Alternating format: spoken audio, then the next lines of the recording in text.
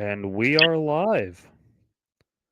Coming to you from a bunker hidden somewhere beneath the United States. Meaning, Oh like, boy. I mean, technically, anytime you're underground, you're below the United States. If you're above ground in another country, you might even be below the United States. Yeah, depending, because, the Earth is round, despite what some people claim. Whoa. Let's not get off the truth here that the Earth is a D20. That is true. Shit, you're right.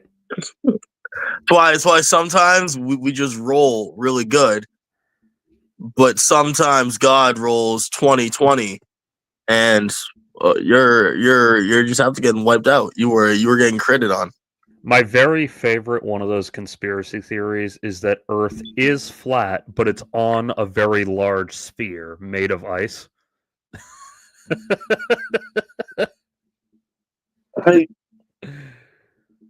Something that has troubled me for years, and one of the most disillusioning things that ever happened to me was when I got a job working for a nursing home, and the current director of nursing was a flat earther. Oh, God. And also proceeded to skip the training about hand washing because he was like, "You know how to wash your hands, you're fine." I was like, okay. Well, I do, yeah. But... yeah, but like, there's training here. I feel like I should watch this. Nah, you're fine. Don't worry about it. That's always a great sign. Yeah, but he was telling me how the Earth is flat and you can't trust the scientists on my first day, and I'm like, "You're the director of nursing." Now, when did you say this was that he skipped the hand washing thing? You said it was roughly November of 2019? Not this was post COVID. Oh, but not, Jesus Christ. Actually mid COVID. Now that I'm really thinking it through. Oh my God. Yeah, no, I had to show up with a mask to that job every day. We had this conversation wearing masks. He obviously took his off. We don't need these. Yeah, we kind of did at the time, my friend. He was one of those. I mean, oh my God. The Earth is flat and you can't trust the experts. You gotta do your own research. Oh my God. And by do your own research, he means like find the YouTube video that already agrees with you. No. Listen, I went and I found 3 different web pages. And they all were by individuals who did their own tests. And yes, one of them recanted, and yeah, the other one was publicly denounced, but they had pages. You know, one time, like, God, how many years ago was this? 5 plus, doesn't matter. It was a while ago. It was back when I still lived in my hometown. In the before 4 times. It might have been, yeah. So we had our mayoral election, and there's one candidate, I don't even remember his name, but he was the one everyone liked, and my mom was like, "Yeah, he's really good, vote for him." And I was like, "Yeah, I probably will, but I'm going to do a little bit of research before I do, just to make sure this guy isn't a lunatic." And because it was just a local municipality election, I couldn't really find much on him, like when I Googled his name. And one of the first results I found was this psychotic, like, anti-Semitic website someone made about him, where, like, literally the fucking wallpaper were Stars of David looking sinister. Oh, wow. Yeah. We had these 2 dudes in my town. I think they're brothers because they had the same last name. So they're brothers or cousins or something. I think brothers. I shouldn't say their names just in case, because they do tend to pursue legal action against people who shit talk them. They're Rod and Todd. Worse, because Rod and Todd were like well-meaning little kids. These 2 were like anti-Semitic lunatics who would fucking JQ post about anyone and everyone. They would always like show up at town halls and fucking start arguments and get kicked out, and then they do it again next month. And like, okay, so you know there's those stories where the whole town comes together and as a town sacrifices people. That is basically what we did every single month, but they refused to leave and they kept coming back. If there was ever a true candidate for just like, you all just throw on the robes, we're all getting together one night. Yeah. My TV production teacher in high school, great guy, one of the dudes who really like set me on the course my life went on. He told a story about them once and he threatened one of them. He not like seriously threatened, he just said like, I'll beat your ass if you show up here again or something. And they tried to like call the cops on him and have like sue him over that. And meanwhile, they show up to like harass children at a high school event, and he's like, "I will beat your fucking ass if you don't leave." The playbook has existed for a long time. Yeah, these dudes were. I they're old now. I feel like one of them might have died. You know what? Fuck it. I'm finding out. I'm gonna see if I can find out, but I'm not putting it on screen because you guys don't need to know who these people are. But what if we wanted? Let's see. Are they alive?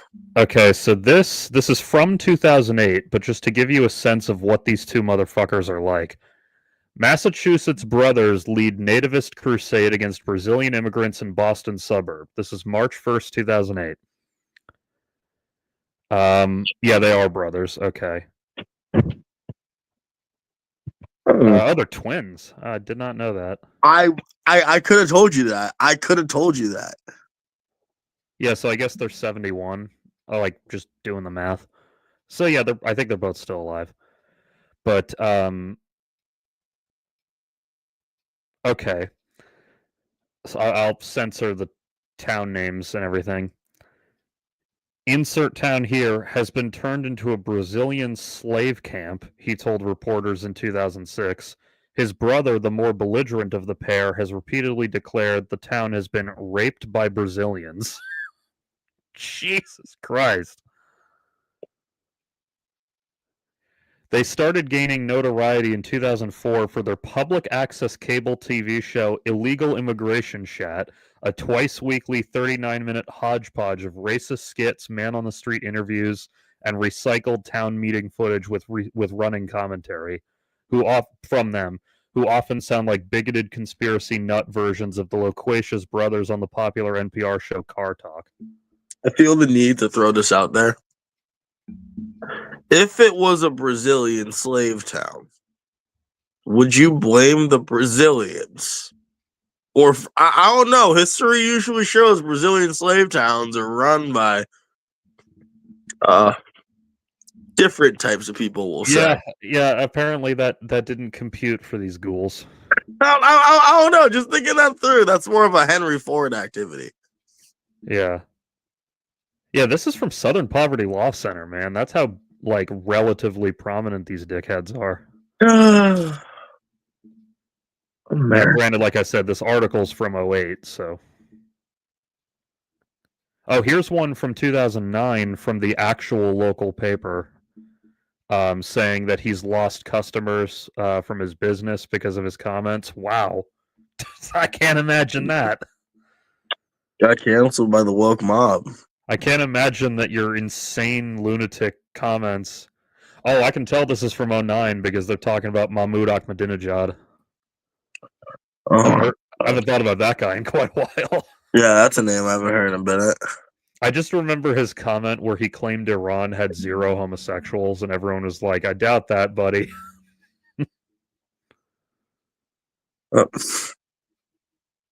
There is no homosexuals in Iran, and there is no war in Boston, you know? Here's one from the Atlantic. This town is an amnesty town.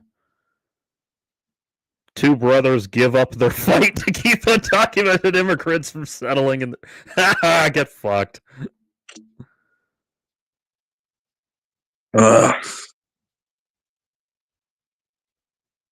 People. Yeah, that is so fucking funny, dude. And I can't keep reading it because the Atlantic is fucking, you need what do you call? Subscription. Oh, wait, shit. Hang on. Did one of them die? Did one of them die? Hang on. Oh.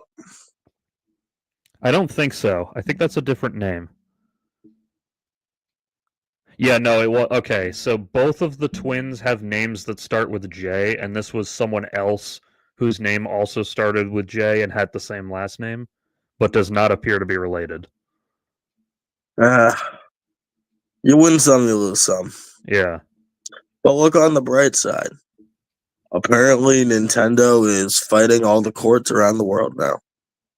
About which part? Oh, about patents. Oh, like is this about AI or whatever? No, it's about So okay, to make this a long story short, because everyone covers this all the time. Do you remember that game Pal World that came out? Yeah, the one that like got sued because of Pokemon similarities. Well, it's more it pissed off Nintendo. It's just like you can't come into our secret world.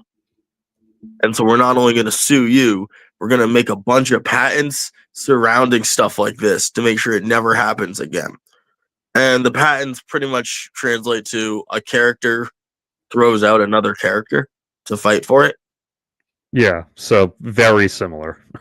Well, no, but do you know how many video games have that? You like can't patent that concept. Yeah. So they end they pushed it through and it worked until everyone goes, "What the that doesn't make any sense." So first the Japanese patent office says like we're gonna question this, and then the US one does, and now Nintendo's got to submit a whole new patent, otherwise it's gonna be gone, and it's turning into a bunch of other fun legal shit. Nice. Nice. By the way, before I close this tab, I just want something I forgot to mention about these lunatics. I won't say their name for legal reasons, but they have an aggressively Italian last name. So it's really fucking funny to hear them, of all people, bitching about immigration. Whoa, they're white now. Yeah, apparently. Apparently Italians count as white, even though less than 100 years ago they didn't. Yeah, but they're white now. I was telling my grandma about this because my grandma is the daughter of two Italian immigrants. Or one was born here. Anyway, my very Italian grandma. I told her about how I found an article from like 1920 talking about this baseball player, like some like Brooklyn back when the Dodgers were Brooklyn, I think. And I forget which one he was, but he was like an Italian, maybe not immigrant, but like son of immigrants. So Yeah. they're doing the like, don't worry, he's not too Italian type of thing. And first of all, that's funny to read now. But second, one of the things they cited as evidence of don't worry, he's not too Italian is he prefers dim sum to spaghetti.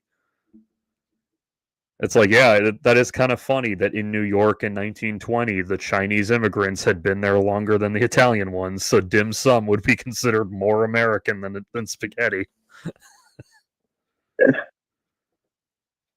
Hey, keeping track of the racism rules in America is a sport in and of itself. Yeah, I'm not Cotton Hill. I can't keep track of every ethnicity and the differences between them and why I hate each one. Whoa, whoa, whoa, whoa. Let's not put some disrespect on Cotton here. I feel like his knowledge of all these races is so he can point out the one he hates. True. That is fair. He's like, nope, nope, nope. This is not this. These are not the people I fought in a war. You're fine. Someone on Twitter the other day was pointing out the clip where he says, "You're Korean, right, Mr. Kim?" No, he's Laotian. Do you not see him? Well, I've never seen the show. Oh no! Like Cotton walks up, and that's pretty much how he answers. He's like, no, he's Laotian. Well, yeah, someone was saying that it's really funny that he didn't even know that his last name was Mr. Kim. He just took a guess on it, and it worked. I suspect he didn't know. It's like that the tweet about like the African exchange student going like, "Fuck you, white boy, you don't know where I'm from," and the white guy drunkenly going, "You're from Eritrea, aren't you?" And he was right. And that's sometimes you gotta take the L. Yeah, God damn it, that one's funny. Like, possibly yes.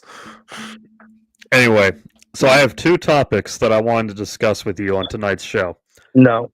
Do you want to? They are Pluribus and Star Trek. Which one would you like to start with? Okay, so I haven't finished Pluribus yet. Okay, how far are you?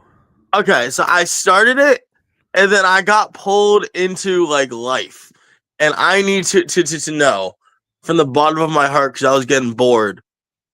Am I just watching a hive mind slowly do hive mind things? No, there's more. Well, how far in did you get? Not far, not far at Okay. all. Like, did you get through the first episode? No, no, no, no, Okay. no. It's so good. It's so good. See, that's what I should be doing right now. Yeah, no, the third episode drops at 9 p.m. and as soon as the show's Oh, over, I'm getting stoned and watching it. That's why my so name that's is my Guy Is night. That It's Edible. it's clocking in and watching that. Okay, Yeah. so put me on pause for that just for now. Okay, so I won't talk about Pluribus. I'm sorry. No, that's fine. It's so good. Oh God! Now I want to. Why'd you do that? Yeah, it's so like, oh god. I don't even just mean like the plot and the acting because that's all great.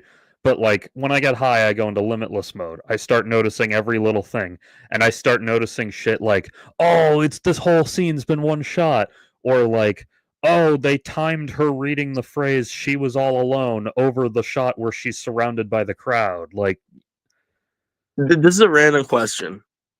Is the mouse still in the hive mind? the mouse. The mouse from the beginning. Oh, they haven't revealed that yet, but knowing Where, Vince Gilligan, they probably will. where's the mouse at? I didn't see anything happen to it. Oh my god. Yeah, it's nice that Vince Gilligan still got it. I mean, not that he like made anything to indicate that he didn't. It's just like after catching lightning in a bottle twice, I could definitely not blame him if he fucked off with his millions. Okay. If we're gonna talk about Vince, I do have to say I still kind of have a chip on my shoulder for El Camino. Why? One, how late in the game was it written that we didn't have Todd in the way that we needed him to be? What you mean, thinner? No, it's not just the weight. It's like he forgot how to act this character the same way. He like fell out of the groove that he was in. Well, it was made like 5.5 years later. So. Well, yeah. So, like, was the plan not to do it? Like, what are you doing, Vince? I think the idea came to him after a while. And okay, I mean, there's that. There's, I don't know. I don't need any more scenes with Mike. I hate Mike. I am part of that group that hates Mike from Breaking Bad. Well, the show's over now, so you're not going to get any more scenes of him. Yeah, but I had to get more. Was he in El Camino? He died. He had like flashback scenes and stuff. Oh, okay, I believe you. I just don't remember it. I haven't seen it in 6 years. I think there was like a more in depth part of the Alaska conversation. Yeah, maybe. I think that's how I went. It's been a while since I've seen that. But, yeah. But yeah, Pluribus is great, and can I find tweets on this? Hang on. Because I just like I need to, and this isn't spoiler territory. I just kind of am horrified by the fact here we go. People pay this little attention. Yeah. Anytime someone says this isn't spoiler territory, I feel the TV equivalent of someone saying I'm not racist, but oh no, don't worry. It's just like a bunch of people not recognizing something very obvious. Well, I haven't seen it yet. No, like something you'll know from the first minute. Yeah, well, I want to see it though. Don't tell me what it is. Okay. Do it.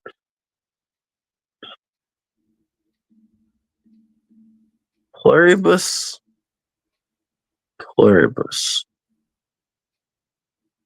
That's an interesting name.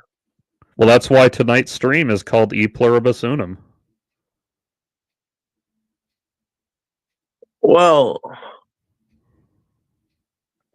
just even from a language perspective, it's a singular of a plural.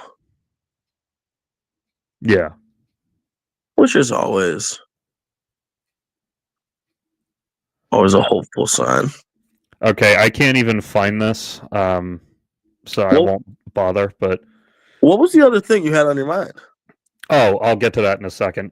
So what the pluribus thing was just that one character when we first see her is like in the war zone, so she's covered in grime and wearing like rags and shit. And then she changes clothes and cleans up and then becomes one of the main parts of the plot. And there was like a sizable chunk of people on Twitter who did not notice that was the same person, even though Oh, they literally show her like showering, changing, putting on a wig to make her hair longer. Like, I mean, it's like, bro, were you just on your fucking cell phone? Is that why you didn't recognize this very obvious fact? there's that. Plus, everyone looks the same. I guess, apparently. So the other thing on my mind, I've been doing my Star Trek shit, right? Here we go. And I've watched some great ones because I'm on like early season 2. So I got to fucking Mirror Mirror. First of all, before I, oh nice. Here, can I put you on full screen? Let's see what we got here. Just for the folks. So first of all, I don't need to get too into Mirror Mirror, but I just want to point out that even at Shatner's physical prime, he is losing the battle against his gut. Or, or, at his prime, he is winning the battle against hostile body stereotypes and reinforcing what a normal man can look like while accomplishing his duties. You do have a point. However, I do want to also point out something amusing that, in contrast, this is what Uhura's gut looks like. I mean, yeah, that's a horror. Like, there is not an ounce of body fat on Uhura, and it is insane. She, okay. How complicated must her core muscles be to be speaking all these languages? That is fair, all right? You do have a point. Because like, they did not have translators. She is doing work every day. A lot of diaphragm control.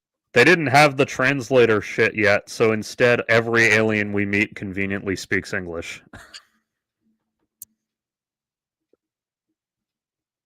You might say it's a little lacking, Gene. By the way, do you know the story about her with the Klingon thing in Star Trek 6? I don't think so. You remember how there's the scene in Star Trek 6 where the translator computer goes down, so she has to whip out the Klingon to English dictionary and like. Oh yeah. So Nichelle Nichols actually argued with them over that scene because she was like, "There's no fucking way Uhura isn't fluent in Klingon." Yeah. But then she got overruled and they did it anyway.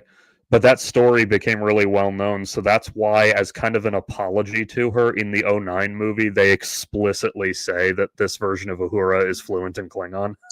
Like, Uhura should be fluent in Klingon. It's wild to say she's not. Especially now, thinking about it in hindsight, Ensign Sato from Enterprise, which takes place like 110 years earlier, is fluent in Klingon. Yeah.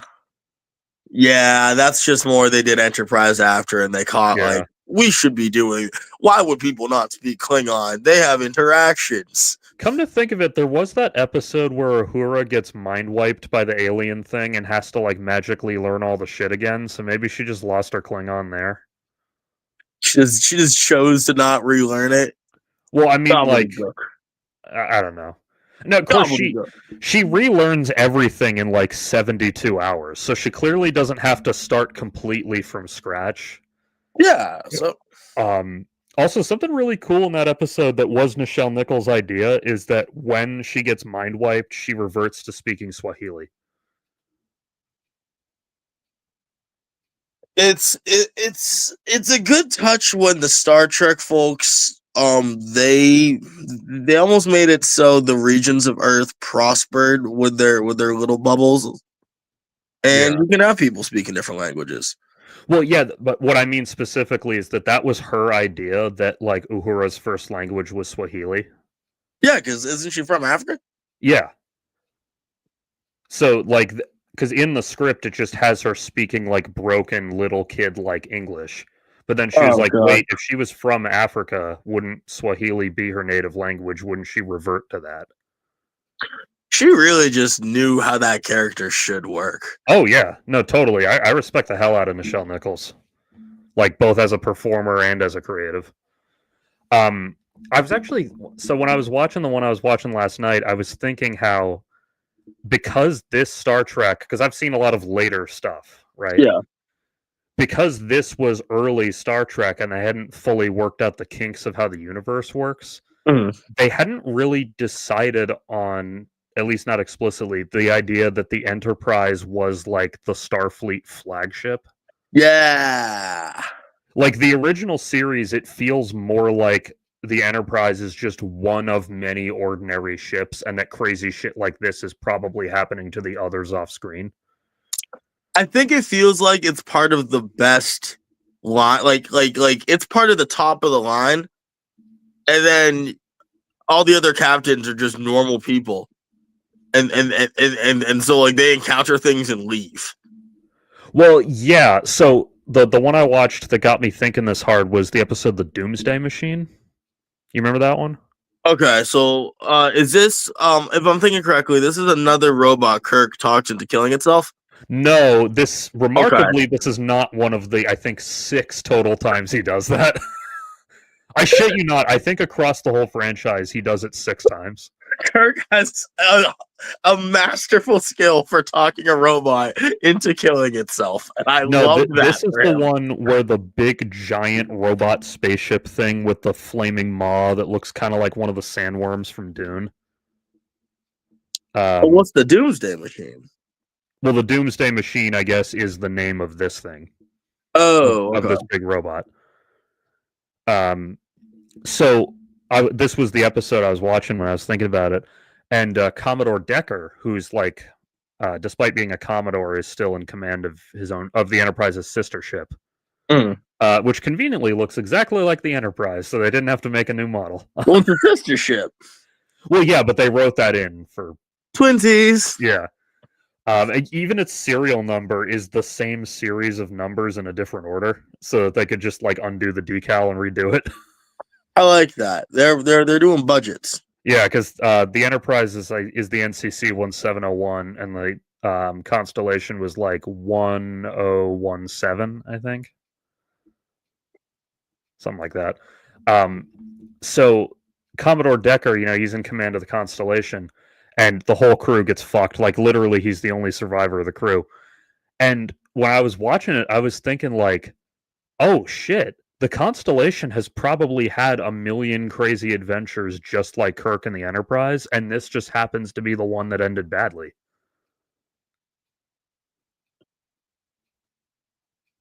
So many ships are constantly going missing in this like timeline. So many things are constantly happening. Yeah, well, because like Decker describes what he did when they discovered the robot, and it sounds very much like something you could imagine Kirk doing. So it's really cool. It really makes Decker and the Constellation feel like the heroes of another story that we just happen to be seeing a glimpse of in this one. Yeah, I very much agree. I think especially later Trek will get into this. I mean, Lower Decks is the biggest highlight of this. Where it's like, oh no, all ships deal with nonsense all the time. Well, the point of Lower Decks is that this ship isn't remarkable. Like from my understanding. Well, it's that this ship isn't famous. Yeah. It's like oh, the Enterprise, those guys get all the new gear. Those guys get all the big credit, but I still have to deal with this warp hole. I still have to go and do weird first contact. I still have to go and like handle all these strange Star Trek problems. Yeah, well, like so even the logo, like the Starfleet logo they all have as the insignia on their shirts. So in the original series, that's just the Enterprise's logo. And anytime you see crew members from another ship, they have different ones. I forgot about that. Yeah, which makes the Enterprise just feel like, ah, yes, one of many ships. And then because that symbol's so well known, later Star Trek established it as like they took that symbol and made it the Starfleet logo. I mean, with a team like Kirk's, who wouldn't? Yeah, well, I mean that is the thing, is that when you get up to as much wacky shit as Kirk does, you're going to become famous and or infamous. It's not remarkable just to get into wacky shit. It's remarkable to survive it. And almost no one who matters ever dies. Yeah, kinda. Well, Scotty did briefly die, but Nomad resurrected him through magic sci-fi bullshit. Which I only remember because I watched it like 2 days ago. I'm not that autistic. Anytime I think about Scotty, all I know is he makes teleport magic happen whenever you need it. You notice they're always hiding his right hand? I guess now that you say it. You know why? Oh my god, he has a tattoo that says blood like he's Aaron Hernandez? No, but much cooler than that. No, he's missing, or he's not missing anything anymore because he's dead, but he was missing his ring finger on his right hand because he lost it in World War II from an injury. I don't know if he lost it at D-Day, but I know he was at D-Day. He was like a Canadian sniper at D-Day. Okay, so the show that has 1,000,001 Nazi episodes hides the hand with the finger taken by actual Nazis. I hate it here. I don't remember if that was something he wanted or if they did it, but yeah, like you'll notice throughout the original series, they always find a way to have his right hand be like only visible from certain angles or That's outrageous. This used to be a Minecraft world. I know, right? But it's interesting because it works with Scotty because he's the engineer, so he's always like elbow deep in some shit while he's talking. Yeah, it's just it was Nazis. This is the place to show the things the Nazis take. Yeah, well, especially because Kirk and Spock were both Jews, so yeah. Weren't they I know that because of an Adam Sandler song. Well, yeah, I mean, that's where I first learned it, but then I looked it up and oh shit, it's actually true. Well, everyone in that song is true. Yeah. O.J. Simpson is not a Jew. Like that's a fact. Which is probably for the best for the Jews, given O.J.'s, everything he did. Ron Goldman might have been safe. So I I don't even know how to fucking respond to that shit. I'm still thinking about Star Trek. Fuck you. So anyway, it's really because Scotty's always elbow deep in machinery. Like it's never obvious they're hiding his hand. Like if you didn't know to look for it, you'd never notice. That's and plus they do show it. It's just like if they show it, they'll show it from like this angle, so you can't really see that he's missing because he was only missing part of the finger, so it was fairly easy to hide. Okay. But there's a character. I actually wrote it down on my phone to remember to talk about it. There's a character moment I love in Doomsday Machine, where Kirk is on the other ship, so Spock is in command of the Enterprise for a lot of the episode. And they have like the ticking clock because Kirk has rigged the other ship to blow and kill the big Dune monster. And they have 10 seconds to beam him back to the Enterprise. But there's interference. They can't get the transporter working. And Spock says into the comm, "Mr. Scott, can you hear me?" And he doesn't respond. And so he says, "Scott," and he doesn't respond. And Spock instantly just says, "Try inverting the, whatever technobabble." But that's such a great moment because Spock knows if Scotty's not responding, there is only one possible place he is, and that's inside the tube fixing the thing we're trying to fix.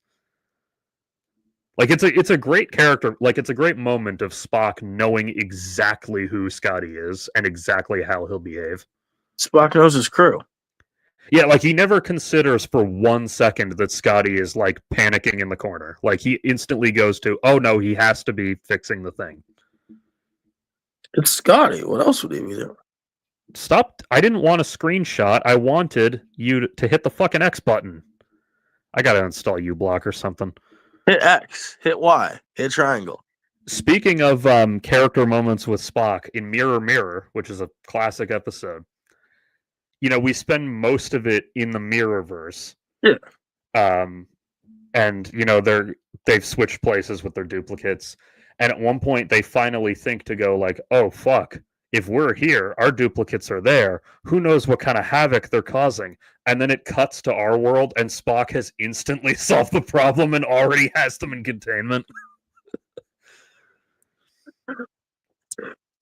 It's great because Spock knows Kirk so well that the second Kirk acts slightly off, he can just go, "Nope." Yeah. They're so fucking gay for each other. I love The it. capacity, though, to somehow know Kirk perfectly, but then to somehow be surprised half the time when Kirk does something stupid. It's okay. Here's the thing: Spock is never surprised at that he had the idea. He's simply surprised at his audacity. At a certain point, wouldn't you just go like, "Yeah"? Well, Yeah. eventually he kind of does, but Eventually. but yeah, like the fucking what was the other thing from that episode? Oh yeah, I love the Mirrorverse, man. Is it the goatees? Well, I like that's by the way, Spock is the only one with a fucking goatee in the original version. I don't know if Yeah, Deep but Space Nine did more of it, but it's the best, and they know it, and they're just gonna continue it eventually. yeah, there's that really when he realizes it's the wrong universe. There's that really dramatic zoom in on Spock's goatee. Dun, dun, dun. Yeah, with like the cheap kind of stock music over it. Oh, it's the best. It's the best. What I love about the Mirrorverse is that because I've seen a million multiverse things. I've seen good ones, I've seen bad ones, I've seen ones that were so fucking bad they shouldn't have been released. The Flash. But what I love about the Mirrorverse is that its premise is just simply it's our world, but everyone's an asshole. So is Bizarro like a precursor to these, you think? I think he existed before, yeah, if that's what you mean. Yeah, so like is the idea really just opposite day world? Well, so the Mirrorverse thing is interesting because there I'm trying to think because there's the original series episode. I know that Deep Space Nine did like several Mirrorverse ones. A I lot. I haven't. Yeah, they did like 5, didn't they? Yeah, they were into the Mirrorverse to the point that I was like, okay, guys, can we? Yeah.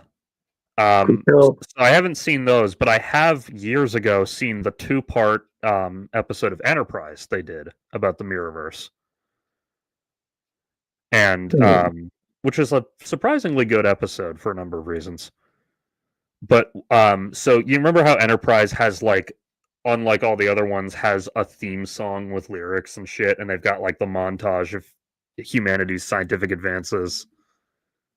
Faith Why do of you the have to? heart. Why'd you have to remind me about Faith in the Heart, bro? For a reason. So I don't need a ballad. That song belongs in the 80s school dance. Oh no, you're 100% correct, but it's useful to think of for this instance. So Why did you remind me of that song? So for the Mirrorverse episodes, they did a special version of the intro, instead showing all the scientific advancements of Mirrorverse humanity. Mm. And one of the things we see is Neil Armstrong or some equivalent planting the flag on the moon like we do in the original Enterprise intro. But this one is like he's wearing a dark colored spacesuit because he's evil, and he's planting the flag of the Terran Empire. See, it's black because he's evil. Well, no, it's like dark red, but so if he's planting the flag of the Terran Empire on the moon, that means that like there's no close point of divergence the way there is with most multiverses. This universe's alternate universe shit goes all the way back, like maybe as long as humans have existed, for all we know. I've never really gotten the small divergent point thing. Well, I'm thinking of like like the reboot trilogy of Star Trek, the Kelvin timeline as they call it. Okay, well, yeah, but that's just some time loop fun. Well, yeah, but that's what I mean. So, like, in that instance, there's a specific point of divergence that causes the two timelines to branch. Or, like, you Well, know, so now we have to ask: does every timeline get its own mirrorverse? good question. Well, that's kind of what I'm getting into. So, like, to take it out of Star Trek, for example, like Peacemaker with the Earth X stuff, or just Earth X and DC Comics in general. Must not do the dance. Must not do the dance. I can't do it while sitting down, but anyway, so on that world, there's a specific point of divergence. World War II went differently. Yeah. And that's usually with multiverse stuff, you can track it to a specific point where it went different. Well, we all just like Man in the High Castle. That's just that Yeah, thing with 3 extra steps. I don't know if the book did this, but in the show, the point of divergence is actually well before World War II. It's FDR getting assassinated in the early 30s. Huh.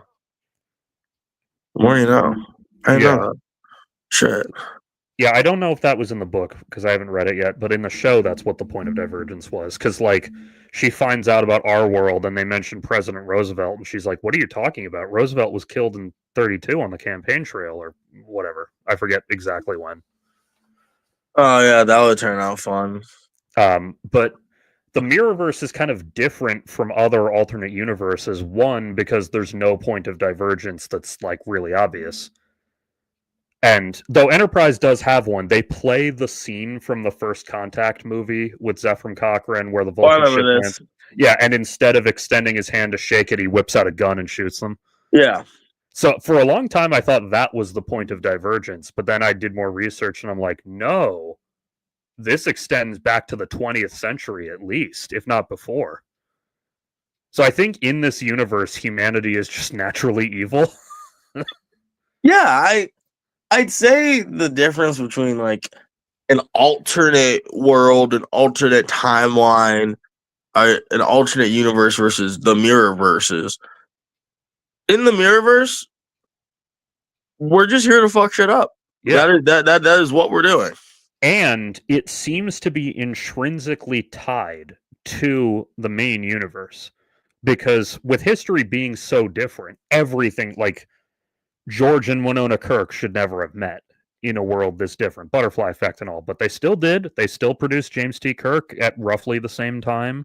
He still wound up commanding the Enterprise. He still met Spock. He still met Uhura, Sulu, Chekhov. Also, you can tell it's the alternate universe because Sulu is straight. And come to think of it, you can also tell it's the alternate universe because Kirk is straight. What? Kirk is fucking gay, dude. I totally buy the theory that Kirk is fucking gay. Kirk is not gay. No, well, specifically that he and Spock are gay for each other. This just in, folks. Men are not allowed to have healthy, close friendships. Healthy, close friendship is one thing, but it's an entirely other thing where you're in your Vulcan Ponfar where you need to fuck or you will die, and then you fist fight your buddy and then don't need to fuck anymore. I can't be the only one reading the fucking subtext here. I understand where you're getting at this. I just also need to throw out here. He is from a species that is named for ancient Greece. I understand, but still. And also, not to mention, Kirk and to a lesser extent Spock both have a troubled romantic history with women. Kirk has a troubled history with intimacy. Yeah, and Spock to a lesser extent does too.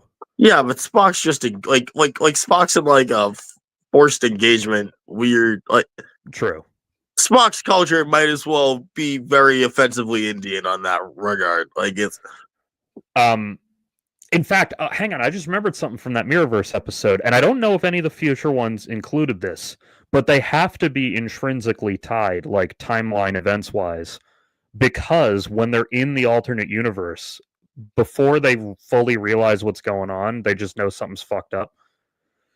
They go to McCoy's med lab, and he's obviously it's decorated very differently, and he's like, everything here is different, and then he looks at the table and he goes, except for that. and he points to like a little discolored spot on the table, and he goes, "That's the spot where I spilled a vial of acid last year." I thought that was always to imply that similar events happen. Well, yeah, it's not necessarily that like they're literally tethered together, but the point is that that's kind of it's evidence that at least subtextually, the whole point of the Mirrorverse is to be a dark reflection of ours. Okay, to once again slightly warp this, just because you're the comic guy and you would know this best. So you know the Justice Lords? Yeah, they're not from the comics; they're only from the cartoon. But yes, What would the bizarre like? What would happen if Justice Lord fought his Bizarro? by the way, that's another example of a universe where there's a clear point of divergence. Yeah, well, exactly. If that's a clear divergence, but a Bizarro is always a flip of you.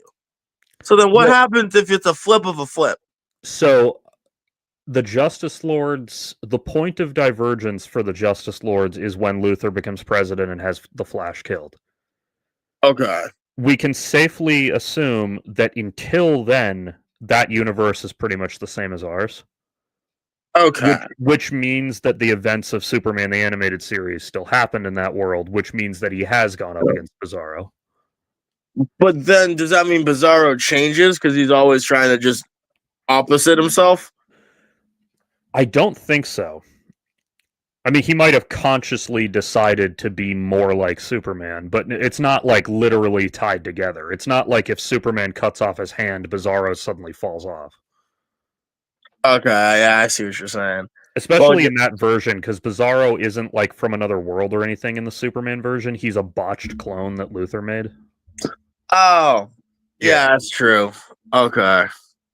In fact, as of last time we saw Bizarro, other than cameos, he was living alone on an island that Superman had reserved for him so that he could live peacefully without putting other people in danger. Oh, that's nice of him. Yeah, and he'd like, or maybe not an island, maybe it was an alternate universe. The island was a different character, but anyway, like Superman doesn't want to hurt Bizarro, but he recognizes that he's fucking dangerous, so. Send them off to the Mixoplex land. Actually, you know what I really appreciate about Superman the Animated Series? It taught me how to properly pronounce that motherfucker's name. It is pronounced like that, right? I think the old Super Friends cartoon it was. Okay. The one that I know, because that show introduced me to it, was Mxyzptlk. Okay. And, well, here's why I remember. Because when he shows up, he says, "I'm Mr. Mxyzptlk," and Superman's like, "Mr. Who? What the fuck did you just say?" And so he decides to sound it out for him via visual cues, because he's a cartoon guy. He can turn himself into anything. So he turns himself into a mix, a Yes album cover, Yes, spits on him, licks the side of his face.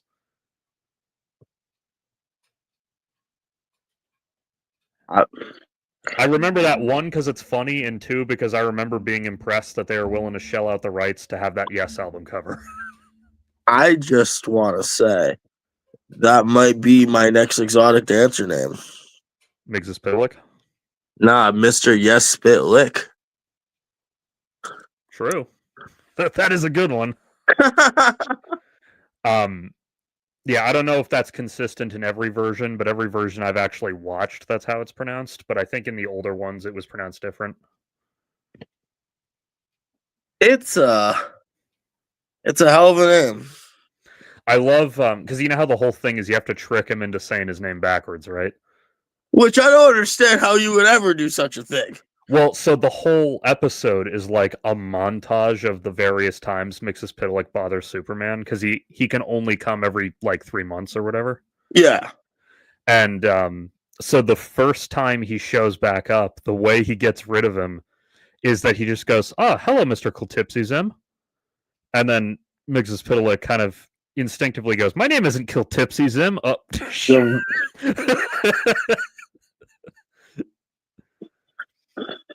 That only works the once, though. After that, yeah, he shows him again. He's like, "Okay, no, we're not doing that again. That was clever, but no. They have that scene, and then there's literally like a cut to black 90 days later, and then it's next time he shows up. What does he want? He just likes fucking around with Superman. He's the same, I believe, even the same species of interdimensional imp as Batmite. He just likes fucking around with him. It's just. He's Q. He's literally Q from fucking Next Gen. I think is based on Mr. Mxyzptlk, or at least like loosely based. I hate Q. Yeah, my dad fucking despises Q. Actually, like anytime it's a Q episode of Next Gen, my dad's like, "Oh Jesus." Well, it's okay. It's not even. I like the Q episode, but okay, this is all. So you have not seen Voyager or Deep Space Nine? No, but I know that he shows up in one of them and Cisco hits him and he says, Picard never hit me. I know about that scene. He's like, I'm not Picard. Yeah, but that Q. So you've never seen a different Q though? Other than when we see the Q Collective. Okay, yeah. Like I've seen those scenes from Next Gen. Okay, because we'll occasionally in the future get different Qs. And yeah. I can deal with those Qs occasionally a bit more than this one. Also, you remember the Trelane episode of TOS? Give me more information. He takes a fascination with the Enterprise, so he brings them down to his planet, and he's like this kind of Lothario, like, you know, he's made what he thinks is an accurate replica of Earth, but because he's viewing Earth from so far away, time dilation is in effect, so he's viewing Earth from like 800 years ago. Yes. And then at the end, his parents show up and pick him up. Oh, Space Baby. Yeah, Space Baby. So they actually have canonically confirmed the decades-old fan theory that he is a Q. Yeah. In fact, they apparently indirectly confirmed, or at least confirmed speculation, that he is specifically the son of the main Q, because when we hear the voice of his dad, it's John Delancey in a cameo. I don't know if that's like canon, but they're winking at that theory. Yeah, I feel like that was more of the winks, but yeah, no, he's just a baby Q. Yeah, he is canonically an adolescent member of the Q Collective. Is he a full, is he like half or something? I don't think so. Because both his parents show up as like pure energy, cheap optical effect beings, so. It's a being of pure energy. It's definitely not a cheap lighting effect we're creating because we ran out of money for this episode. It's a being of pure light and energy. Yeah. I love when the flubs make it into the episode, because back then they were making 30 of them a year. They can't all be winners. They gotta go. That has to happen. There's at least one I caught where Nimoy fumbles his line, but he recovers it quickly enough that they didn't bother doing a second take.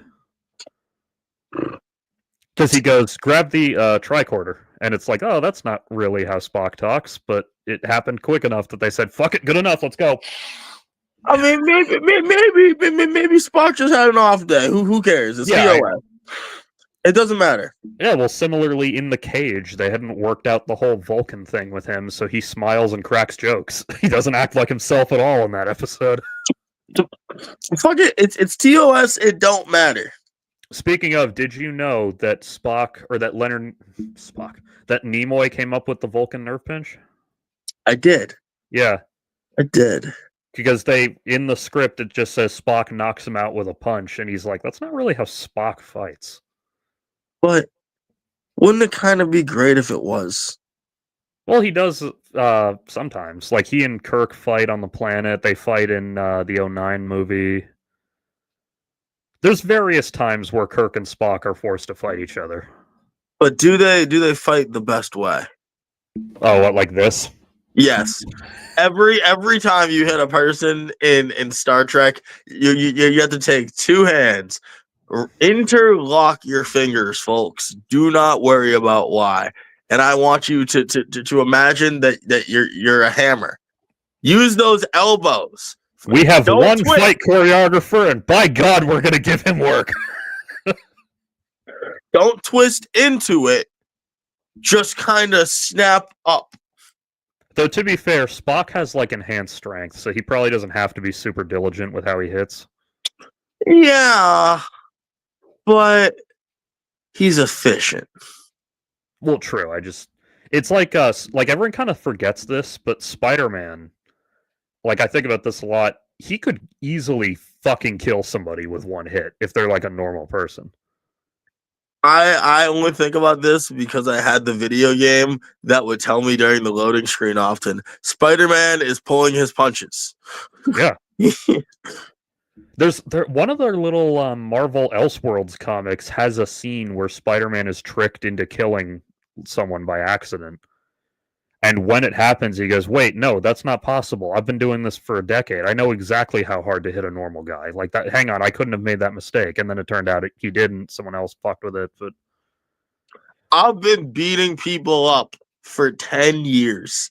I have it down to a science. it actually bugs me a little in the Spider-Man, the PS4 games, or PS4 and 5, that they don't have a little animation if you knock the enemy off a rooftop of Spider-Man shooting a web and catching him. What? The only reason I think of that is because the Arkham games do have that. If you do like a ledge takedown from more than, say, 15 feet up, they include an additional animation of him hooking the guy to the ledge, like with a cable, so that he doesn't plummet to his death. There had to be a bunch of times I just hit a guy on a roof and that didn't happen. Well, that's what I'm. Well, not in Arkham. Like in the Arkham games, if it's a ledge that's a certain height, they always include that because that's Batman's thing, is he doesn't kill people.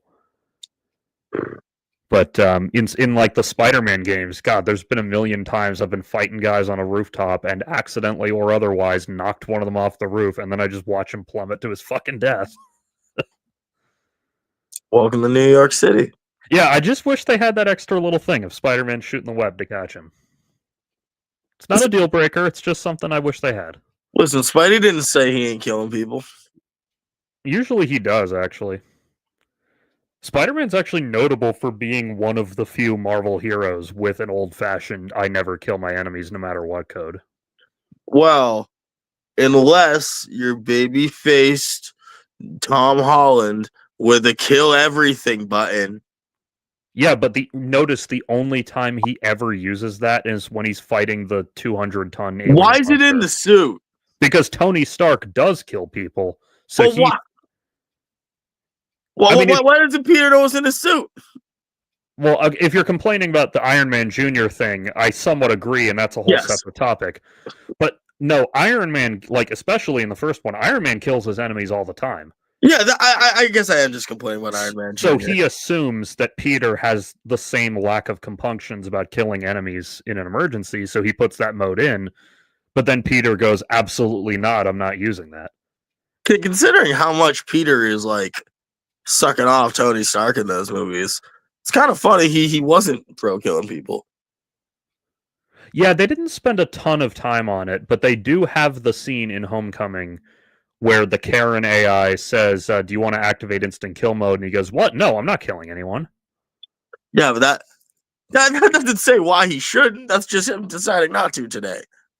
Yeah, well, I mean, part of it is that back in the day, like when they first started writing Spider-Man, the CCA was still in effect, so most superheroes had a publisher-mandated no-killing code.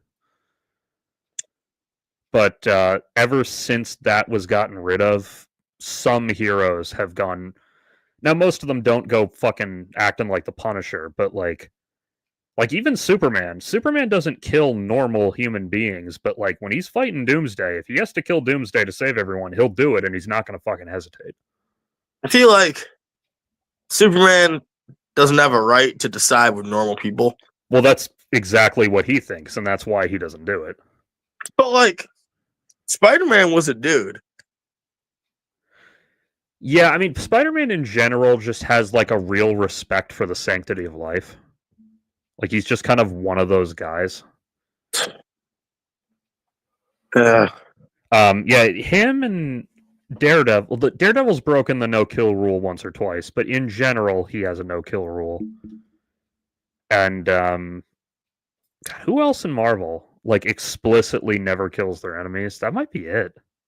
Maybe Miss Marvel, but I haven't read enough of her stuff to know for sure. Oh well, I mean, you obviously know Blade would never kill his enemies. Well, I mean, his enemies aren't human beings, so maybe he would have compunctions about killing people. Nah. No, no, Because no. that is a thing that you see sometimes where, like, sometimes you get a character who won't kill people, but like the parademons, for example. Like the parademons Oh. aren't really fully sentient, so Batman doesn't seem to have as many compunctions about blowing them up.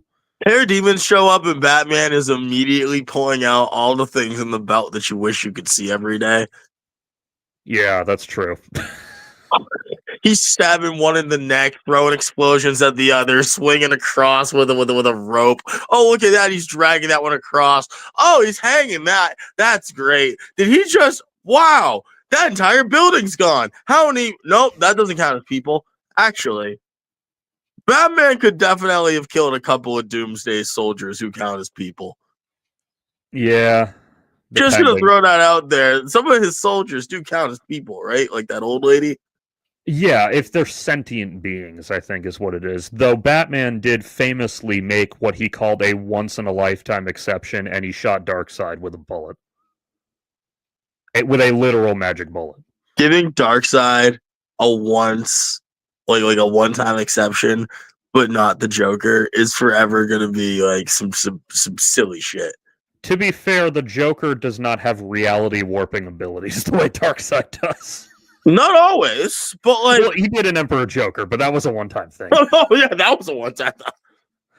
No, Joker has an arsenal of supervillains who can do supervillainy things. How close do you need to get? Yeah. Actually, did you ever watch the Batwoman show? The live action one on the CW? No. It wasn't that great. I don't like it's not a waste of your time, but you're not missing anything either. Anyway.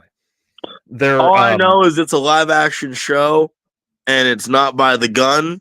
It's probably gonna miss. that is true. The gun do not miss. Gun do not miss. So, there's an episode of Batwoman. In fact, it's the episode that accidentally became the season finale because COVID shut down production. Um, so they had to like retool it in editing to kind of function as a season finale, but not really. I love that. So in that episode, there's the antagonist is a guy. I think this was their attempt at social commentary because he was like a Gotham City football player, and like Gotham High? no, like Gotham, like whatever their actual professional football team is. I think they're called the Knights. Yeah, yeah, but the complete pros. Yeah, like this guy was an NFL guy. Okay. From Gotham, and he, I don't know if they said the word CTE, but he had brain damage. He had some kind of brain damage from playing football, which made him kind of unable to regulate his emotions, and he wound up killing someone. Will Smith movie times, Chris Benoit. It was fun. Yeah, exactly. So, Sure. so what they talk I might die. so he's black, and in it they hint at some racial discrimination because they talk about how like he didn't exactly get like a light sentence for his crime. Mhm. And somewhere in there's a throwaway line where Batwoman says, like, oh, premeditated murder. He was lucky to not get the death penalty. And that line made me go, wait, what the fuck are you talking about? Because for years I've assumed that whatever state Gotham was in was a state with no death penalty in order to explain why the fuck they've never executed the Joker.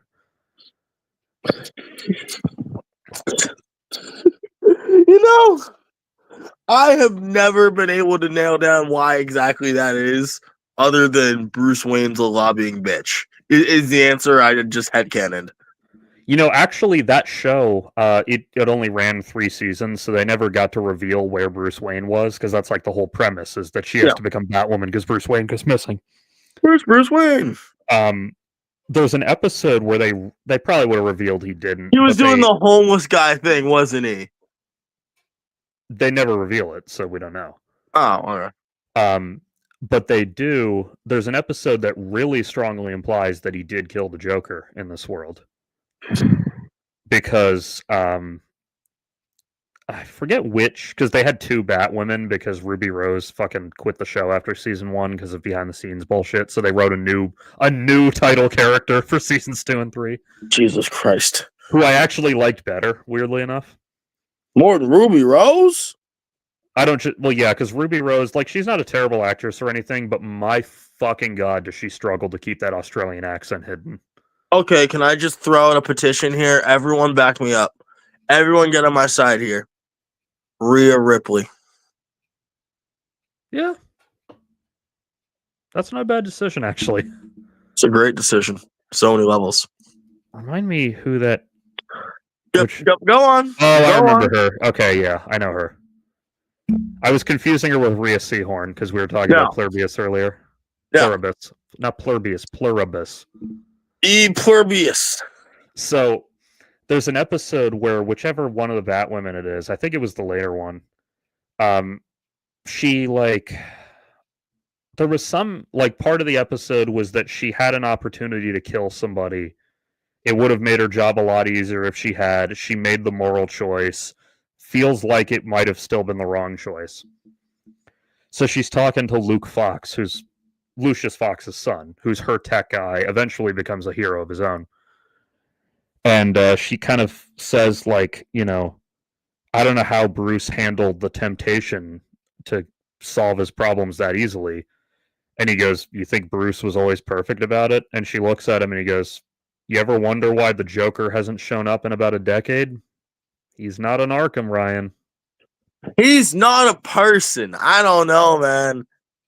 I don't know how much you got to do to not be a person. I don't know the line which you have to cross, but at the same time, I don't know the exact amount of fuckery you have to do in the middle of flying a plane where that plane is going to crash. However, I can tell you in both cases when we're beyond that level and it's done.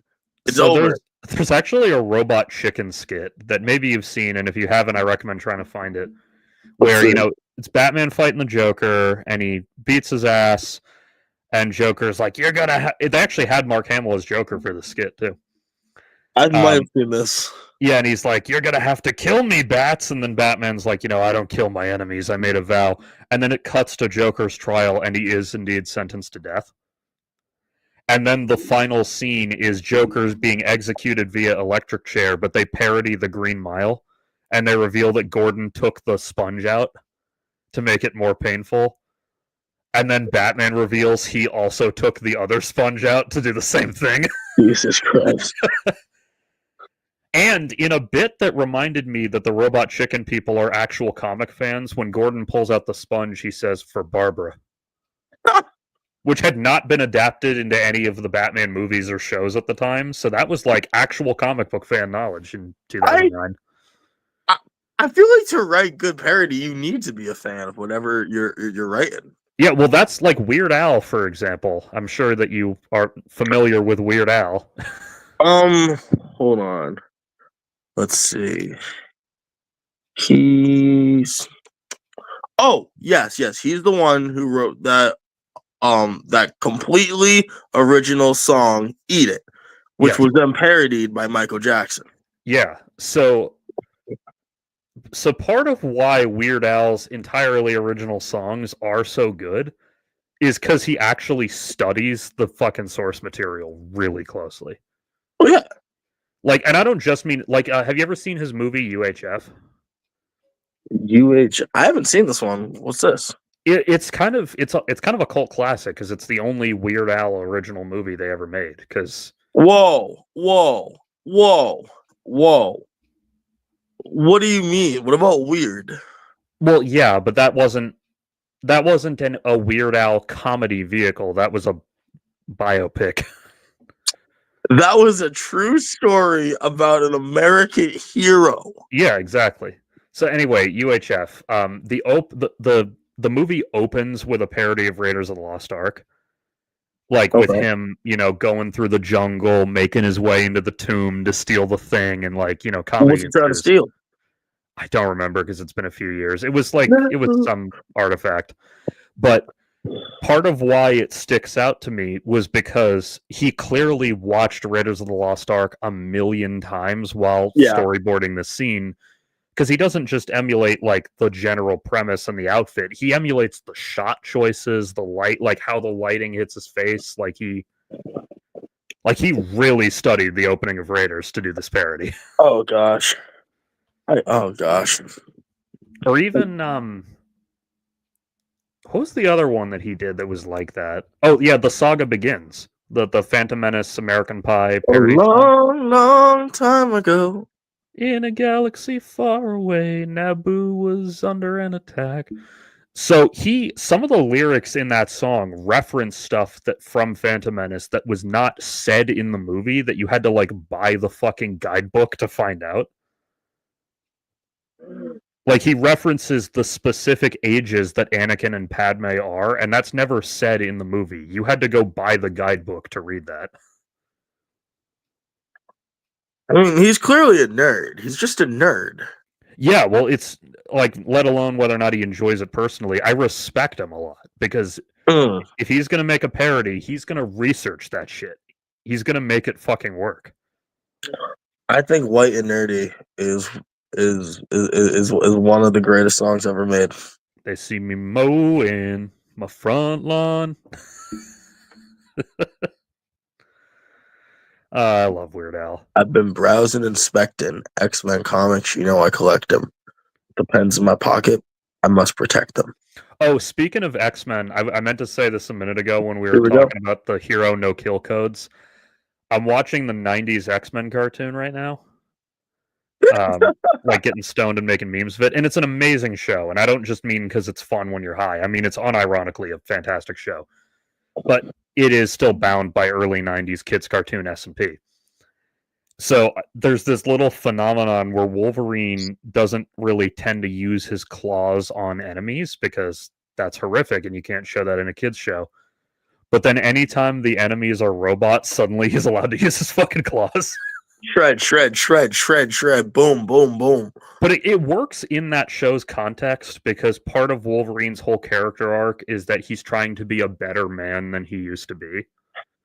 So it makes sense that, like, all right, he's hanging out with the X-Men, and some of them are kids too, so it makes sense he wouldn't go completely fucking feral.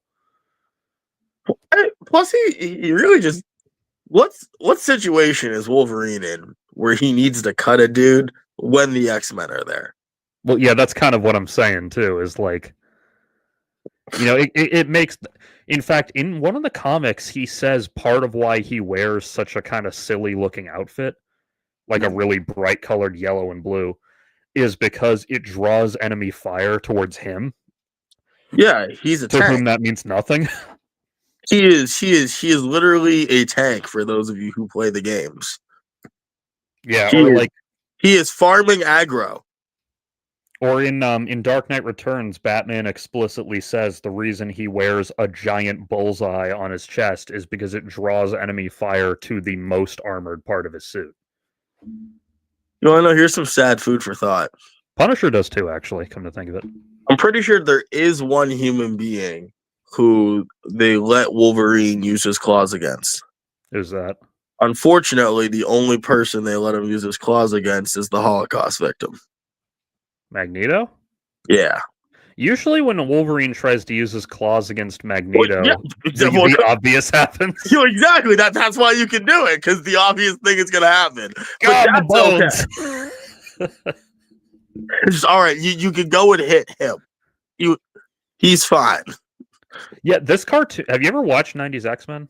Yeah, not like the whole thing. But yeah. Did you see the one where people online call it the Holocaust beam? I don't know what people call a Holocaust beam. It's in like the 4th episode ever. Like I think it's the first appearance of Magneto. Like no, it's not like just what are they calling a Holocaust beam? So he and Professor X wind up on kind of, I guess you'd say, fighting each other. They're on the battlefield together. Yeah. And he, by the way, Charles feels really guilty about doing this, but he's in a desperate situation. So he has no options. He needs to buy like 15 seconds where Magneto's not trying to hurt them. So he hops in his brain and pauses him. which is the thing they have an agreement not to do. Yeah, in desperation, he uses his telepathy to make him relive flashbacks. Again, this is, I believe, Magneto's first appearance in the show.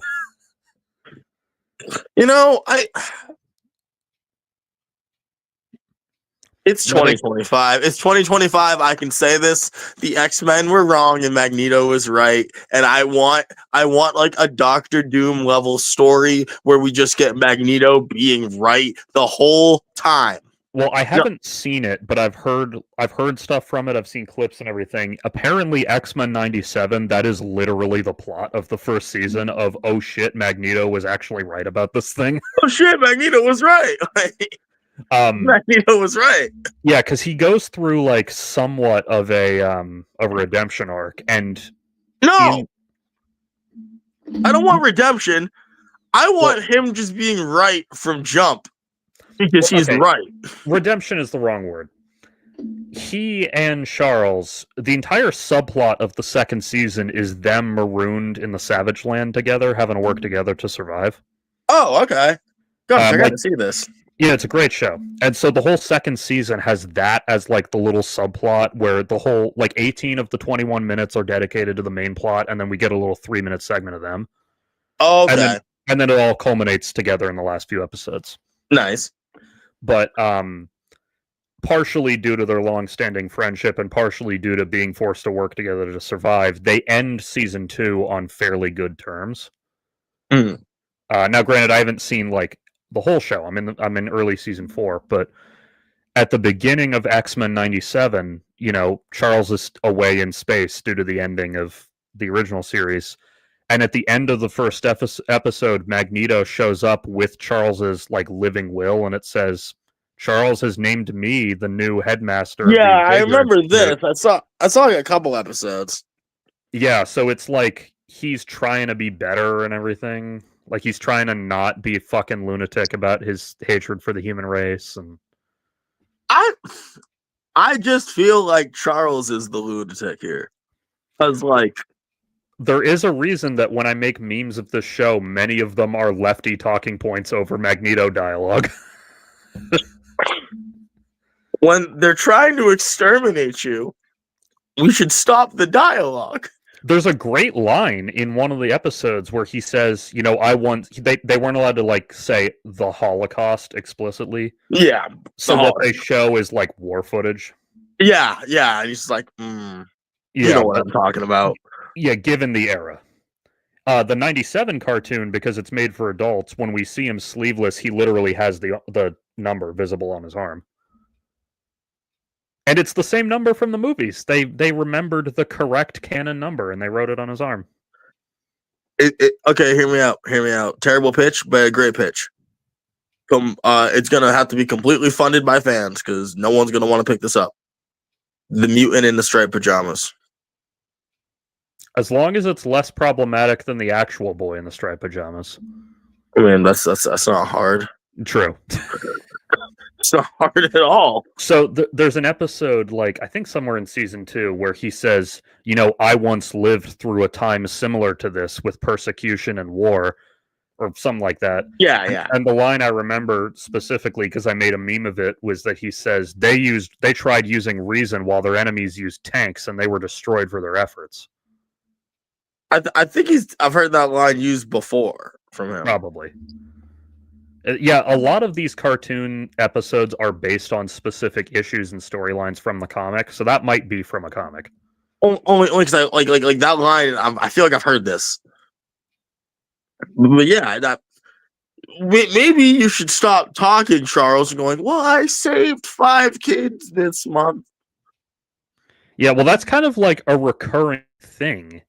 Even in this cartoon for children, is that, yes, Magneto might be an extremist in his beliefs, but he's not actually.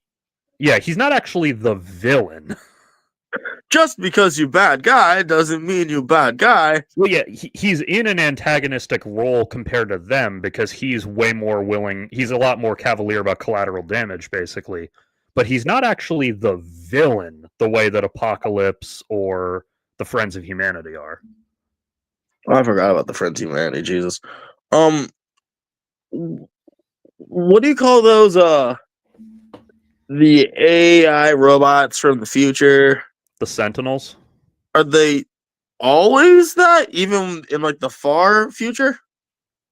Always what? Like robots? No, because now there's sentinels, like those are the big robots that they fight. But Yeah, aren't there like in the like present day. aren't there scary future time travel-y like? When we see the apocalyptic future, they have higher tech versions of the Sentinels, if that's Oh, what you mean. yeah, but they're still just a sentinel. Okay. Yeah, I mean, the only time we see them is during fights, so like, who knows Yeah, what other capabilities they have? But true. as I rewatched last year before the new Deadpool came out. I rewatched the whole X-Men movie franchise. Jesus. Um, quite a few of them were better than I remembered. Did you watch Wolverine Origins? Yeah, I did. That was not one of the ones that was better than I remember. Um, but one thing I liked in Days of Future Past was that there were two versions of the Sentinels. There's the one in the dystopian apocalyptic future, and then there's a lower tech, more primitive version in the 70s. Yeah. And the 70s one is based on the comic book look of the Sentinels, and the future one is like a more like high-tech modern sci-fi take on the characters. Yeah. I like that. Yeah, I hate to say I like anything about that movie because Bryan Singer turned out to be a fucking monster, but the movie itself is pretty good. Um, isn't that the one that gives us the great Quicksilver scene? Well, yes, but to be fair, the next movie, which is overall shit, also had a great Quicksilver scene. Yeah, but the first one just Yeah, hit. That first one, Chef's kissed it. yeah, the Time in a Bottle one. Yeah. Oh. Yeah, Oh. that stays Future Past, and then Apocalypse, which again is overall shit, also had a great one set to Sweet Dreams. Yeah, but it's not Time in a Bottle. It's not Jim Croce. No, that is true. I mean, you know me with Jim Croce. Jim Croce is him and Jesse Wells are the two musicians who really like speak to my soul with every song they write. Whoa, whoa. I I see you're just abandoning R. Kelly. How long did he have your back? I gotta say, I am really lucky that I never really got into R. Kelly. I'm gonna go on record and say this. R. Kelly has some old bangers that we should make sure we don't financially support him for. Yeah, by the way, I'm not really one to judge because I'm also a big fan of Marilyn Manson, who also had his own fucking really bad allegations. So, Why did we all grow up being told the same thing? how about his ribs? About his ribs? I don't know what older brother of humanity got that kicked into gear as well as it did. Because it was so widespread. It is pretty impressive it's spread so far and wide pre-internet. And I didn't know who he was aside from that for a while in my childhood. So, like, it's not like he was a popular figure. He was a figure known specifically for the thing we're thinking of. Well, yeah, in my case, one of the YouTubers I grew up watching is famously a massive Manson fan to the point that he and his brother had, like, cats named after Manson. Oh, that totally never causes any problems. No one else has that name. Yeah, true. No, that won't go any other way at all, Tex. Yeah, in fact, so I still watch him. He and his brother and another guy, they host a show together. And his brother has two rescue cats named Marilyn and Manson, who sometimes interrupt the show, like, because they work from home, of course. So, like, sometimes he'll be talking, and then you hear, like, in the background, and then he's like, hang on, and he pulls out his phone, calls his wife, can you come feed Manson, please? I love you. No, because see, one of those cats I would talk to in a Charles Manson accent. Manson, gotta get over here, man. Oh, we're getting all crazy over there. Come on. Did you know that Spotify actually has Charles Manson's fucking music on it? It's not terrible. No, it isn't. That's the thing that's nuts. Is that he actually did have like some degree of musical talent. Well, Yeah. It makes you wish he didn't have such a fucked up upbringing. Like Charles Manson would have gone down as just like another moderately famous folk singer from the late 60s.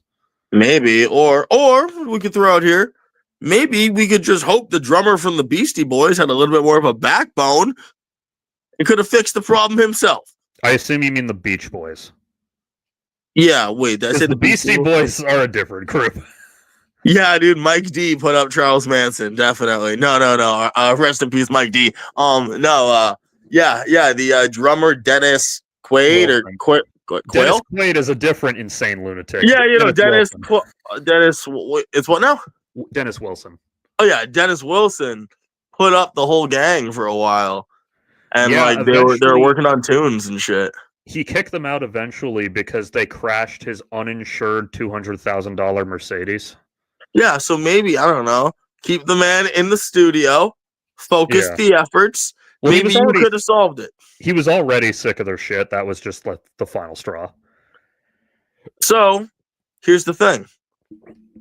Everything Manson did was terrible, but I do really like the film Once Upon a Time in Hollywood. Yeah. Did you ever see the TV show Aquarius? No. Sounds like some hippie. Yeah, it's a cop. It was on NBC, but it was it had an R-rated version that would go to like streaming in the DVD, and then they like censored it for DVD or censored it for NBC.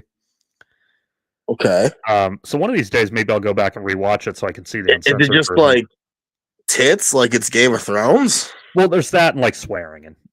It's a shot for NBC, so I think it's more that they dub some of the swears, because there's times where David Duchovny will go, I don't give a crap what he thinks. And it's like, oh, wow, I can't imagine which word of that was dubbed in. Listen here, you mother fricker. Yeah, exactly.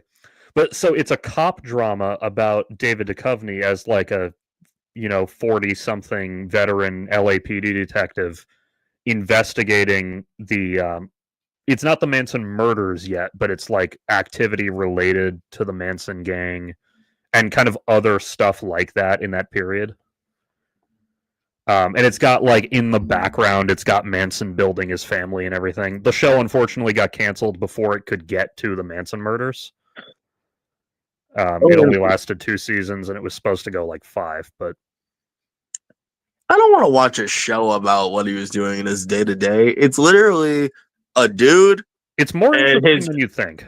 Okay, it's a guy and his harem riding dune buggies, preaching about a race war, and then doing weird food scams. That's the thing. This is before he starts getting into the race war shit. He was always into the race war. Well, he was, but he didn't let his fucking followers know that instantly. This is when he's still luring them in with talk of, fellowship and love and doing drugs together. Listen, we can ride the dune buggies together. Yeah. But the guy, I forget his name, but the actor who played played Charles Manson was really good in the role. He did a really good job of balancing the charismatic hippie with the psycho cult leader that's under the surface. What about the hillbilly redneck side of Manson that we don't talk about? Oh, they do explore that. They explore some of the, at least verbally, if nothing else, some of the early parts of Manson's life that have kind of been forgotten by history, like his experience with the sexual abuse in juvie and everything. Like, he talks about that shit. How old were you when you had your first kiss? Jeez, I don't know. Somewhere in my teenage years. Before the age... Maybe. So before you had your first kiss, when Charles Manson was that age, he had been pimping for years. Well, true, I don't even know how to explore that. He claims that he lost his virginity in juvie as a victim of sexual abuse. I mean, I don't see a reason to not believe him on that. That just corroborates everything everyone says. Yeah. There's a scene from that show that I remember distinctly because I remember being shocked they got away with it on NBC.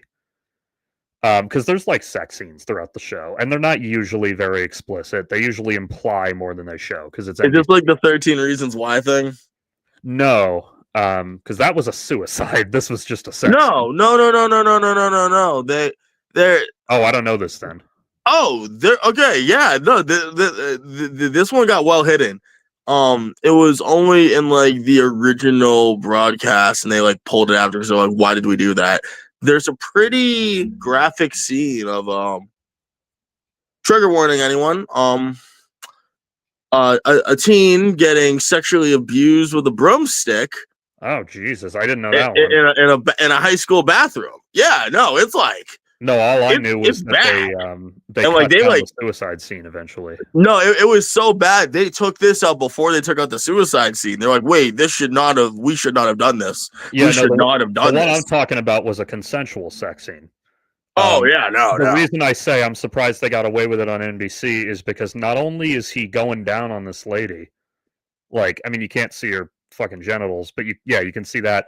But then he gets like the music in the next room is too loud, so he gets annoyed and yells at them. Like the whole point of the scene is to show, oh, there's something brewing underneath him. But when he tips his head up for air to complain about how loud the music is, he then goes and picks a hair out of his fucking teeth. I was like, oh damn. I didn't know you could show that on NBC. He had recently had some game meat earlier, and he just was not prepared. Yeah. But yeah, that show was fucking. It was cool because they like, because it's a period piece, they don't shy away from how fucked up and racist and corrupt the LAPD was and is. Shows that ease away from it get weird. Like, have you heard of the show Tulsa King? Yeah, I haven't seen it, but I know of it. So the white mob or mafia, whatever we're gonna say, but like the classic one from like the old Scorsese movies. Yeah. Takes what's his face out of jail. Stallone. Yeah, literally. Yeah. So he gets out of jail after doing like a bid because like he didn't rat. Yeah. And they're like, okay, as your present, you got to get the fuck out of New York because that's where all of us cool Italian dudes live. Yeah, so he moved to Tulsa to rebuild. No. But as a present, here's Tulsa. Tulsa is yours now. Yeah. What? Out of all the places you wanted, implications, doesn't it? Out of all the places we could have picked, Tulsa. Well, what was really funny with Aquarius is that David Duchovny, he's the main character. He's the protagonist, I should say. And he's like this like kind of 47-ish year old veteran LAPD detective. So he's kind of he's seen it all. He's kind of cynical. He has a very dry wit. Yeah. But as you watch the show, it becomes clear that he's secretly like super progressive and just never talks about it or even really examines it in his head. Sounds like a character you write. It does, yeah. But like, so they do eventually reveal that probably part of the reason why is because his father is like Hasidic Jewish or whatever. Which nobody knows because his last name is like neutral enough that it's not associated with Hasidic Jews. And his mother was Polish Catholic, so he was raised that. So most people don't know that he grew up with a Jewish father, but he did. And so that's probably part of why he has like a soft spot for other marginalized groups, because he grew up fucking suffering from it. I mean, to be fair, if you ask a lot of the country we live in, we all have a Jewish father. That is true. But like, so do you know who Bunchy Carter was? The gangster? Well, the Black Panther. Bunchy Carter, rather. Oh, yeah. This dude. Oh, yeah, sorry. I thought you said something else. So he's a recurring character in Aquarius. Obviously not the real guy because he's dead, but someone playing him. And he's a Black Panther / occasional very reluctant informant to the police. Like basically only when it's like a serial rapist who's going to target his community or whatever, he like reluctantly gives David Duchovny some intel. He's a possible opportunistic collaborator, we might say. Well, he is a loyal Panther because we see him in his off time and he still is. Like, we see him when he's by himself. It's just that if the situation gets bad enough, he will give intel to the cops if they promise to do the thing that serves the Black Panthers. Oh well, I mean, if they promise, so geez, if the American police promise something, So you that's can the stand thing. by that. That's a He'll only guarantee. talk to Duchovny because he's the only cop that he knows will follow up on his word. Like he has this fucking scathing hatred for the LAPD, which he will be very open about. With Hartigan was his name. He will only talk to Hartigan because he's the only one where he's like, all right, if he says he'll do this thing, I can trust that he'll do it. Man, fiction's a beautiful thing. Yeah, it really is. I don't know what to say.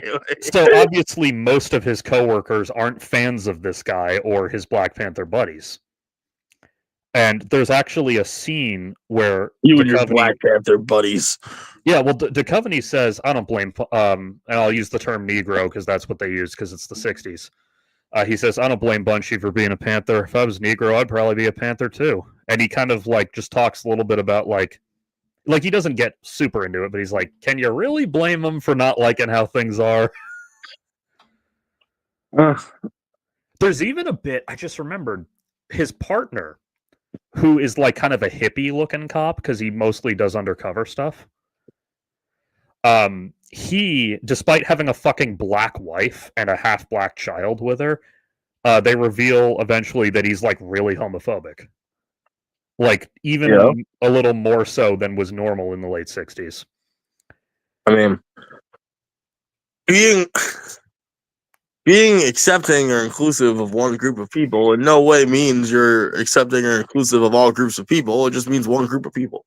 True, but it is really funny how vocally he'll stand up for black rights and then he's shitting on this other marginalized group. Yeah, that makes sense. Well, but okay, I mean, okay, this is gonna sound crazy, but hear me out. Vegetarians. Yeah, I think I know what you're getting at, and go ahead. Listen, if you can't eat living things, how can you justify eating a tomato? Yeah, if animals weren't meant to be eaten, why are they made out of food? Anyway, so in that episode where his partner is like being super homophobic, he's doing it with like that tone in his voice where you can tell there's personal reasoning behind it, and if the show had gone on longer, they probably would have revealed it. But in the scene, it was one time, it was dark, I was drunk, we didn't know, like, given the way he talked about it, my guess is that he had a history of abuse as a child because he was like getting sweaty and antsy just discussing the topic. That or he's just in that closet. Well, yeah, maybe. I don't know. The show got canceled after 2 seasons, so now we'll never know.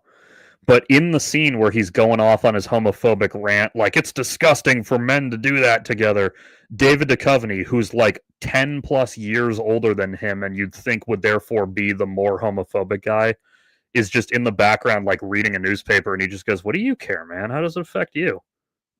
It's like, oh damn, he's secretly not homophobic? That's awesome. I don't like the narrative people portray where like, oh, they're just products of their time. It's like, no, dude.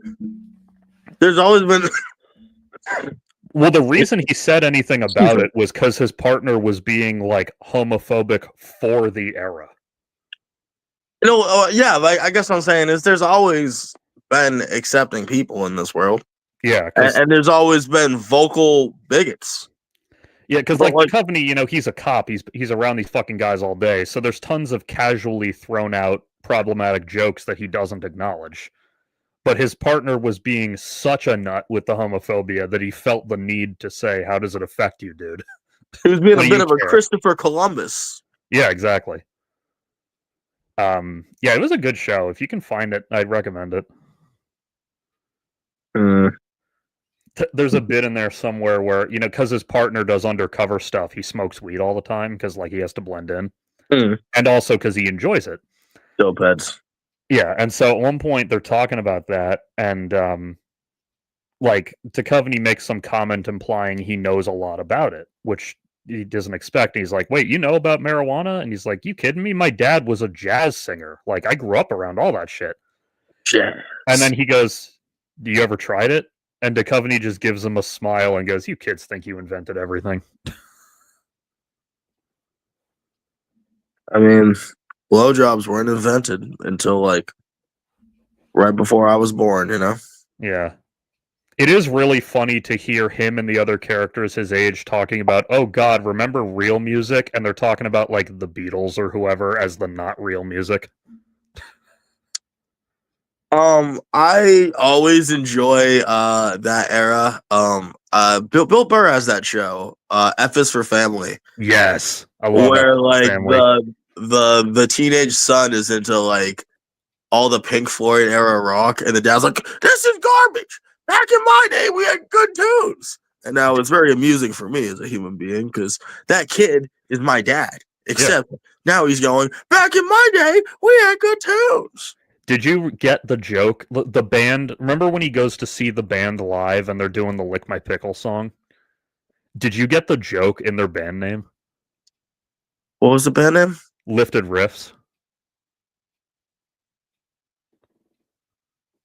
I don't think so. So they were Top parodying riffs?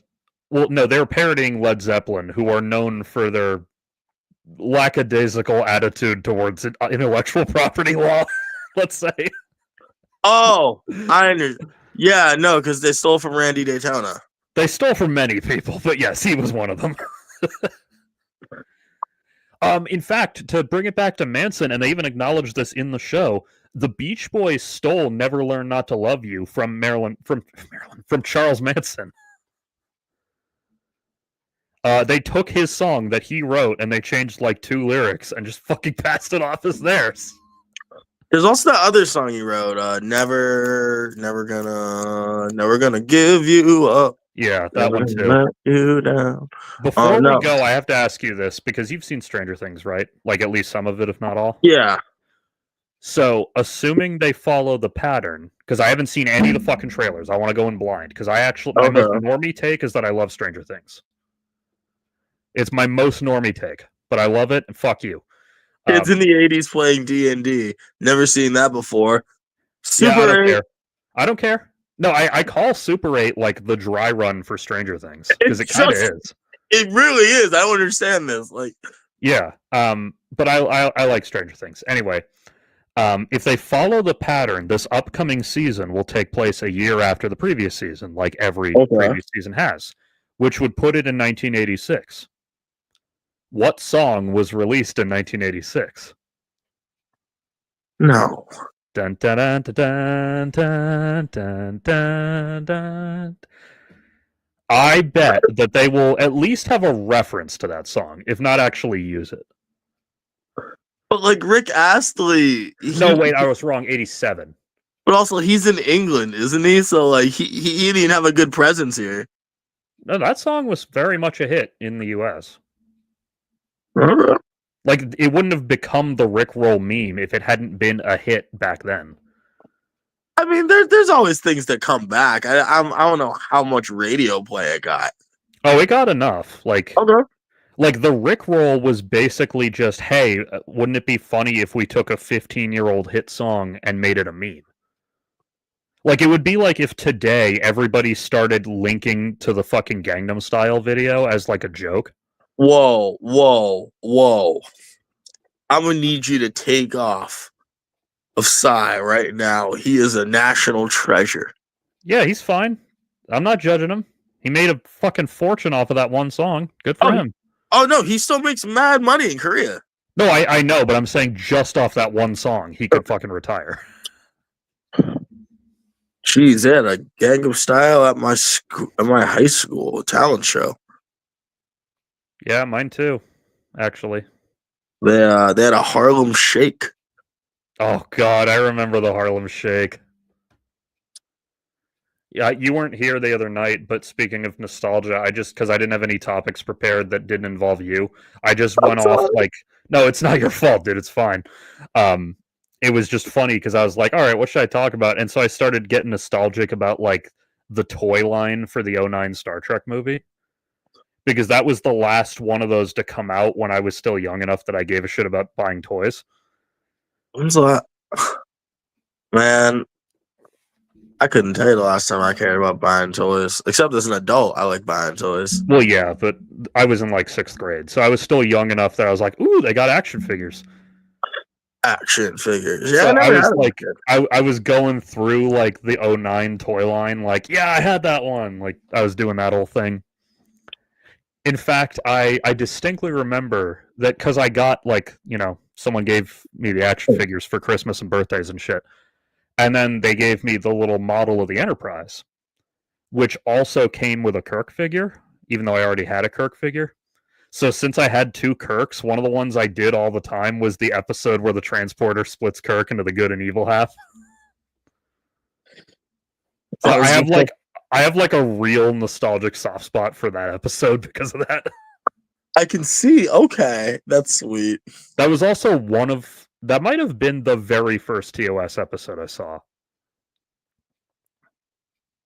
Because I've talked about how at the time I got into Star Trek, I was limited to what was airing on TV. Like I told you that whole thing. So TNG and Enterprise were really easy to find because they each had a channel that aired them in order. Oh Like man, that was it had great. like, yeah, it had like, the 3 hour programming block in the middle of the night where they just aired next gen episodes in order. Didn't Sci-Fi have that like alternate channel that was like just Sci-Fi a lot, or just Star Trek a lot? Yeah, they might have. But so anyway, I had that for Next Gen and Enterprise, and I could get all the movies because Blockbuster had them on DVD. But TOS was just like airing willy nilly everywhere. So I saw some of them on like TV Land. I saw some of them like on some local channel that just had the rights to it. But one of them I distinctly remember was that IMDb's native video player had like a couple random episodes of Star Trek, like What? just the ones it could get the rights to, like a couple of the random ones. Uh, And one of them was the one with the Kirk splitting. I think it's called The Enemy Within. So I have a distinct memory of being like 11 years old and my dad and I grabbing two office chairs and gathering around my mom's desktop computer to watch it because we couldn't put it on the TV yet. Sorry, I'm just thinking about childhood ways to get content, and so I just had to do this for no reason whatsoever. I don't get it. Totally not waving this black flag for any particular reason. I'm white. I don't get this joke. R matey. Oh, yes, but this was 2009 and I didn't have that ability. Oh, there. Old. Okay, Old I brother didn't know that how you to do it when I was 11. I had some interesting family members. Plus, I didn't even have my own computer back then because I just hadn't had a need for one yet, and I wasn't going to take a piracy virus risk on someone else's computer. Oh yeah, back in the days of LimeWire when everyone was just constantly putting viruses for porn. Yeah, like I'm willing to take that risk on my computer, but I'm not willing to take it on my mom's that she uses for work, or my dad's that is technically his company's property. So, Well, yeah, there's a couple reasons you might not want to do that. yeah. So my point is that I was limited to what I could find airing legitimately and/or on DVD at Blockbuster. Oh, it's legitimately successful. Yeah, that is true. Now, of course, I don't have to because Paramount Plus has all of Star Trek except for the one show they dumped on Netflix because they hate kids shows. Oh, listen, it's 2025. We would have no reason to pirate things whatsoever, except maybe Nintendo making it so you don't own your video games or streaming services, taking off a bunch of animation to the point that people can't even put them on their credits anymore because there's no access to it, or a bunch of media dying. Or All I will say is that there is a reason I still buy anything I really care about on disc. physical media is safer. Forever physical, baby. I even there's the new High on Life 2 coming out. I paid extra to pre-order the physical edition from Limited Run Games rather than buy it digitally. I paid extra money just to have it on disc because I don't trust these motherfuckers. I mean, I bought a Game Boy cartridge this year. I don't really know if I can say much. Yeah, I mean, I actually they had that Criterion sale. The last thing I bought from it is still waiting for me to watch it. When does High on Life 2 come out? I know the physical one comes out in like, I don't know. They said expected ship date in like maybe February. Let's do it. Let's do it. Let's do it. Fucking love that guy. I wonder if they're going to bring back Kenny now that they found a Morty sound alike. I hope they do. I liked Kenny. So, okay, I wanted to confirm this with you. Because speaking of high on life and guys who get removed from projects, I've been watching Solar Opposites lately. Pretty good show. It's a pretty good show. I don't like it as much as Rick and Morty, but I like it. So like Roiland still does behind the scenes stuff for these shows, right? Who does? Justin Roiland. He's Didn't they still just take him listed off as a voice actor? He's still listed as an executive producer, but I don't think he actually works on it. I mean, the show's over now, but Yeah. I think they fired him from everything that wasn't like ceremonial titles. Okay, I was just wondering why the name was still there.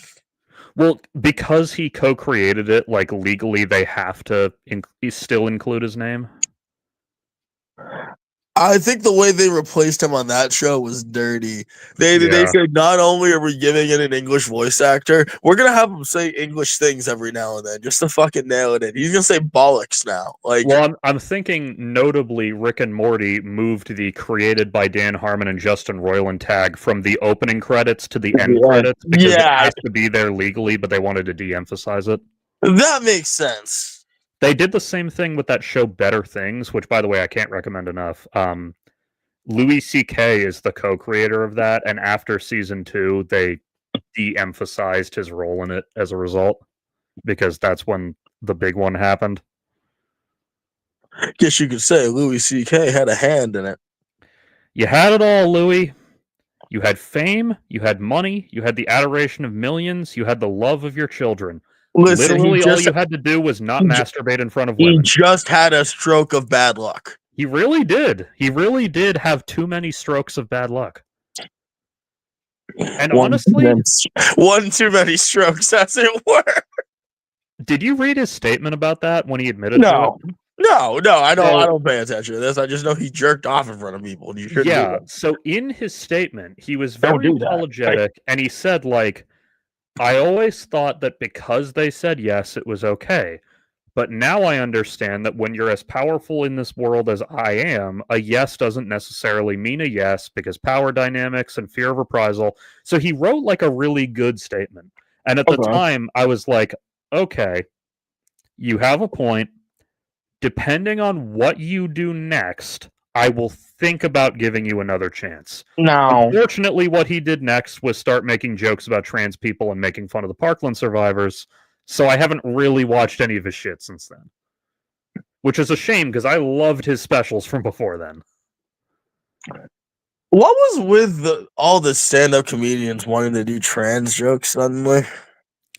In his case, I think it's because he correctly identified that the right didn't care about him being a sex creep, so he was going to pivot his comedy to appeal to them. I guess, I'm more thinking about the greatest comedian of all time and his weird war. Yeah, and his weird war that I don't, to this day, understand what the point of was. Before I end stream for the night, can I say something potentially fucked up? Oh, I would love it. Dave Chappelle has pretty consistently over the years, when it comes to civil rights issues that don't have to do with black people, or with race, let's say, he has tended to be like 10 to 15 years behind the times. Yeah. Like, the Chappelle Show, it's not homophobic, but it has a few gay jokes that are like, oh, that feels more at home in a comedy show from the early 90s, not the early 2000s. Like, there's that joke where, like, the punchline is, gay sex isn't gross if it's lesbians, her-da-dur, and it's like, yeah, I'd expect to hear that in a special from 93, not 2000. To be fair, it was sang by a white lady, so you can't get upset at it. That's said true. You can't get upset at him because a white lady's going to be singing this. Anyway, my point is, like, when Chappelle first started doing the the just asking questions shit about trans people, I was saying at the time, I think eventually he'll grow out of it and assume the correct position, but unfortunately he got so much shit for it that he's dug his heels in. And now he's probably never coming around. That's the thing. I'm not going to lie. I thought the first set was hilarious. Well, yeah, because it wasn't coming from a place of hate yet. It was coming from let's poke some fun and ask some questions. but And he then got he a lot got of shit for it. called a bunch of things, and he's like, I am Yeah. going to become the monster you have decided I am. Yeah, Chappelle digs his heels in when he meets resistance, and that has led him to good places in the past, and it has now led him to bad places. And it's just like, I have a friend who his new sets aren't even good though. Yeah, He talks too much. So I have a friend, he doesn't do this job anymore. He moved up to being like actually in the Teamsters union and everything. But he used to work security at concert and show venues. Okay, so you're talking about a guy who's in security and now works for the Teamsters union. Do I need to say it or like? Go ahead. Is your friend in the mafia? Not that I know of. He has very long hair. I don't think they'd tolerate that. What a defense! What a defense! Anyway, didn't Christopher have long hair in The Sopranos? I have not watched it extensively. I've seen some of it, but not all. Christopher. So anyway, he back when he was working, he still works at the same places. He just does different work now. Okay. Basically. But so back when he was doing security, when you're doing security, that means you get to see all these shows for free, essentially. Oh, yeah. Which means, unfortunately, he had to sit through Rob Schneider's fucking stand-up comedy. Comedy, if you can call it that. Is it that bad? Yeah, it's awful, apparently. Oh. Not only is it super fucking racist and transphobic and everything, but it's also just not funny. But his comment was, because he had to watch Rob Schneider, and he had previously had to watch Dave Chappelle. By the way, he specifically requested off the night Louis C.K. was there because he didn't want to fucking be there for that one. Well, I mean, he didn't want to be in the splash zone. Exactly. So his comment about Rob Schneider was, Christ, at least when I have to sit through Dave Chappelle's stand-up, the non-trans jokes are still funny. Like, I don't believe Dave doesn't have it, but I feel like he just, like, someone shut his ass up and put him inside of a fucking, like, writing booth for a while. Yeah, he, speaking of this, I will then end, because I want to go watch Pluribus. Pluribus! Do you watch Stavi's World, the podcast? No. Should I? If you like stand-up comedians, you should. All right, free plug. Yeah, Stavi's World. They definitely need a plug from us.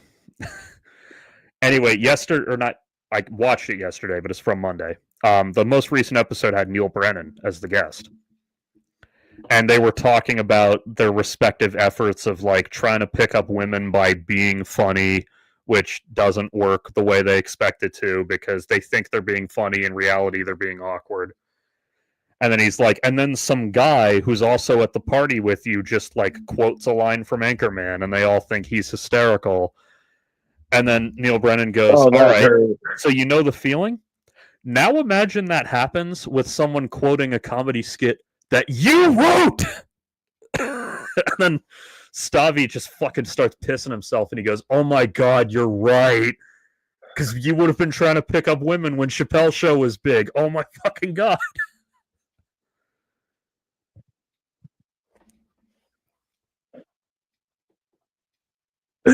trying to hit on a girl. Fuck your couch just comes from aside the room and she starts dying. You're just like, yeah, that was really funny when I wrote that. Yeah, no, literally, like he told a story about how he was trying to be authentically funny and the girl was way more interested in the other guy doing the I'm Rick James bitch thing. And he's like, I knew it was the Rick James.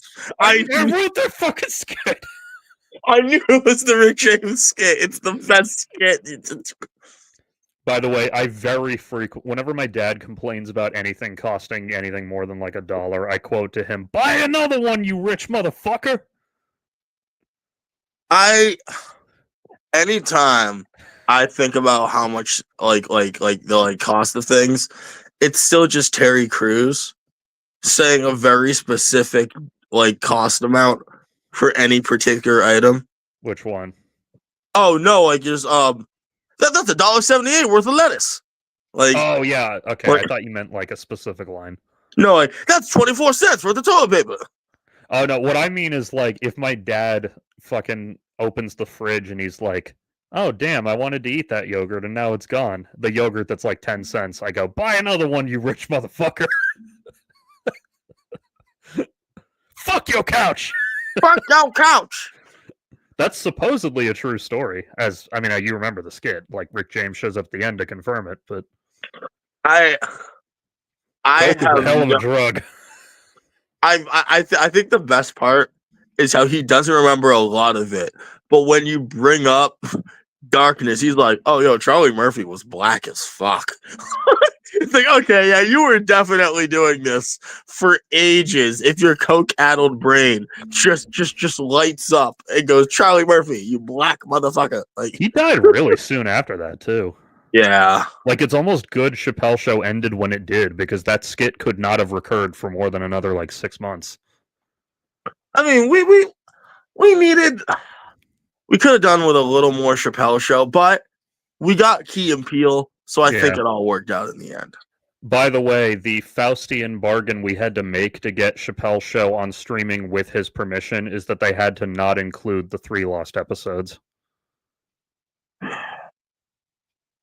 Wait, so which one of them is the Wayne Brady one, right? Yeah, it's like him and Charlie Murphy hosted them, I think.